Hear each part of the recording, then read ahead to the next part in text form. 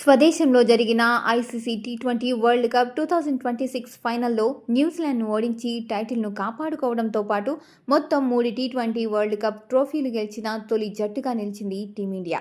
అయితే టీమిండియా సెలబ్రేషన్స్కు సిద్ధమవుతున్న సమయంలో ఒక చిన్న సంఘటన సోషల్ మీడియాలో వైరల్ అయింది.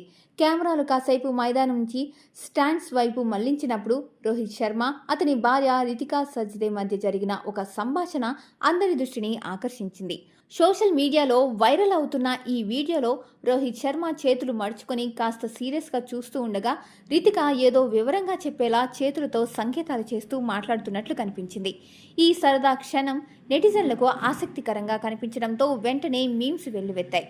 ఒక యూజర్ సరదాగా ఇలా కామెంట్ చేశాడు: రోహిత్ శర్మకు రితిక చెప్పేది పూర్తిగా అర్థం కావడం లేదు అనిపిస్తోంది, కానీ ఆమె మాత్రం నరేంద్ర మోదీ స్టేడియంలో అతనికి బాగా వివరించే ప్రయత్నం చేస్తోంది. బెస్ట్ జోడీ, నా ఫేవరెట్ అని కామెంట్ చేశాడు. ఇంకా పలువురు అభిమానులు కూడా తమదైన శైలిలో కామెంట్లు చేశారు.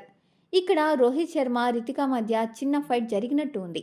రోహిత్ శర్మ పూర్తిగా ఒప్పుకున్నట్టు కనిపించడం లేదు. ఆమె ఓపిక నిజంగా అద్భుతం అని ఇంకొందరు ఎంతటి లెజెండ్కైనా భార్య పోరు కామనే అన్నట్టు కామెంట్లు చేస్తున్నారు.